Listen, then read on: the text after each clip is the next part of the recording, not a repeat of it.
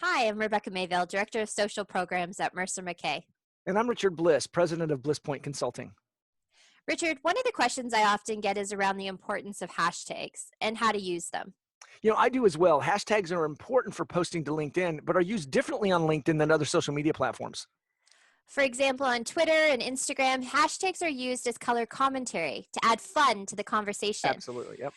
For example, on Instagram, a post might only include hashtags, but we use them much differently on LinkedIn. Exactly. On LinkedIn, a hashtag is used to tie your post or article to a specific topic or conversation. And by using a hashtag, you can increase your exposure and reach by tapping into a theme or topic that others are also sharing. You're right. I often have sales leaders who want to use hashtags related to the products they're selling. While this is important to them or their contemporaries, it's often not important to their audience. We ought to use hashtags that relate more to the world of our customers than to our own. Exactly. And I know you've probably had some good examples that you could recommend. We do. We encourage our clients to share content and use hashtags on topics such as healthcare, remote work, or other industry specific terms. These are topics that we're finding extremely relevant right now.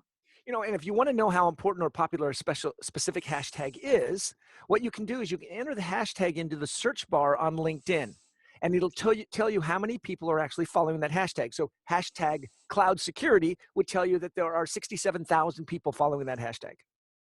Once we find that hashtags we want to use, what's a good rule of thumb when it comes to the number of hashtags we use? This is one of those things where bad habits and other platforms are sabotaging us on LinkedIn.